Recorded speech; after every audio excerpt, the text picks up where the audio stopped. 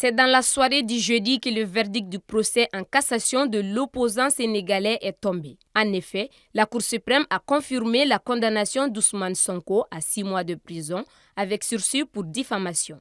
L'actuel ministre du Tourisme avait porté plainte contre Ousmane Sonko pour diffamation, de faux et usage de faux, ainsi que d'injures publiques dans une affaire de détournement de fonds dans l'affaire dite des 29 milliards de francs CFA du programme des domaines agricoles communautaires PRODAC. Ousmane Sonko est condamné en première instance à 2 mois de prison avec sursis et 200 millions de francs CFA de dommages et intérêts à payer à Mame Mbaye Niang.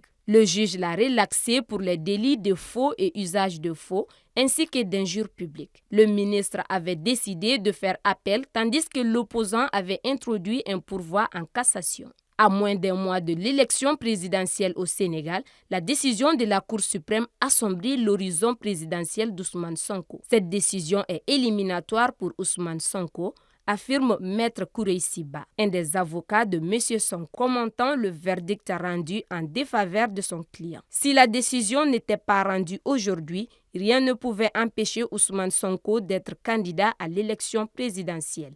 Se désole Maître Ciré Clédor Ly, autre avocat qui a défendu l'opposant sénégalais. Le Conseil constitutionnel devrait définitivement trancher la question sur l'éligibilité d'Ousmane Sonko, emprisonné depuis fin juillet dernier sous d'autres chefs d'inculpation. Engagé dans un bras de fer juridique aux multiples rebondissements depuis 2 ans, Sonko a été investi dimanche dernier par sa coalition pour la présidentielle à huis clos après l'interdiction par les autorités du meeting public. Les partisans de l'opposant avaient ainsi retrouvé l'espoir en mi-décembre après qu'un juge a ordonné sa réinscription sur les listes électorales.